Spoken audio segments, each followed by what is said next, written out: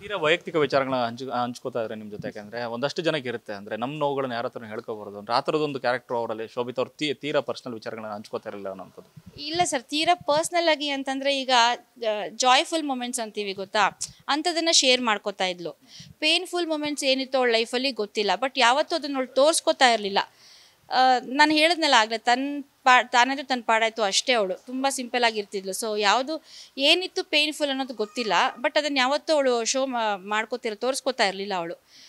Joyful moments ಇದ್ದಾಗ ಇವಾಗ ಒಂದು ರೆಡಿ ಆಗೋದಿರ್ಬೋದು, ಶೂಟಿಂಗಲ್ಲಿ ಡ್ರೆಸ್ ಹಾಕ್ಕೊಂಡಾಗ ಇದು ನಮ್ಮ ಅಕ್ಕಂದು.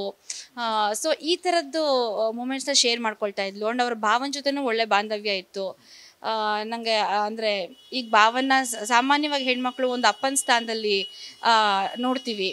ಸೊ ಆ ಥರದ್ದು ಒಂದು ಬಾಂಧವ್ಯ ಇತ್ತು ಭಾವನ ಜೊತೆನಲ್ಲಿ. ಒಂದು ಒಳ್ಳೆ ಚೆನ್ನಾಗಿತ್ತು. ಅವಳು ಫ್ಯಾಮ್ಲಿನಲ್ಲಿ ಅವಳು ಶೇರ್ ಮಾಡ್ಕೊಳ್ತಿದ್ರ ಅಷ್ಟರ ಮಟ್ಟಕ್ಕೆ ಗುಡ್ ಫ್ಯಾಮಿಲಿ ಅಂತಲೇ ಅನಿಸುತ್ತೆ.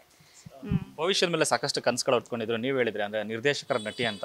ಅಷ್ಟೆಲ್ಲ ಕನಸಿದ್ಮೇಲೆ ಈ ಥರದೊಂದು ನಿರ್ಧಾರ ಯಾವ ಕಾರಣಕ್ಕೋಸ್ಕರ ಈ ಥರ ನಿರ್ಧಾರ ಮಾಡಿರ್ಬೋದು ಅಂತ ಅನ್ಸುತ್ತೆ ಸರ್? ಇದನ್ನ ಅಂದರೆ ಇವಾಗಲೂ ಡೈಜೆಸ್ಟ್ ಮಾಡ್ಕೊಳಕ್ಕೆ ಆಗ್ತಾ ಇಲ್ಲ.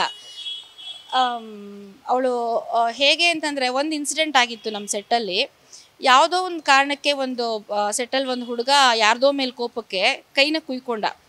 ಅಂದರೆ ಕೋಪಕ್ಕೆ ಮಾಡ್ಕೋತೀವಲ್ಲ, ಆ ಥರ ಮಾಡ್ಕೊಂಡಾಗ ಹೋಗಿ ಅವ್ನ ಮುಂದೆ ಹಿಂಗೆ ಫೇಸ್ ಟು ಫೇಸ್ ನಿಂತು ಅವನ ಜೊತೆನಲ್ಲಿ ಜಗಳ ಮಾಡಿದ್ಲು, ಬೈದಿದ್ಲು, ದಂಡಿಸಿದ್ಲು ಆ ಹುಡುಗನ್ನ. ನೀನು ಮಾಡ್ತಿರೋದು ತಪ್ಪು, ನೀನು ಮಾಡ್ಕೊಳ್ಳೋದು ನಿನ್ನ ಬ್ಲಡ್ ಆಚೆ ಬರುತ್ತೆ, ನಿನಗೆ ಸ್ಕಿನ್ ಹಾಳಾಗತ್ತೆ, ನಿನ್ನ ಹೆಲ್ತ್ ಇಶ್ಯೂ ಆಗುತ್ತೆ. ಯಾರೋ ಮಾಡಿದ ಇದಕ್ಕೆ ಸಿಟ್ಟನ್ನ ನೀನು ಹಿಂಗೆ ತೋರಿಸ್ಕೊಳ್ಳೋದು, ನಿನ್ನ ಮೇಲೆ ನೀನು ತೋರಿಸ್ಕೊಳ್ಳೋದು ತಪ್ಪು. ನಮ್ಮನ್ನು ನಾವು ಅಷ್ಟು ಜೋಪಾನವಾಗಿ ಕಾಪಾಡ್ಕೊಳ್ಬೇಕು. ಯಾರ್ದೋ ಮೇಲಿನ ಸಿಟ್ಟಿಗೆ ನಾವು ಹಿಂಗೆ ಮಾಡ್ಕೊಳ್ಳೋದು ತಪ್ಪಾಗತ್ತೆ ಅಂತ.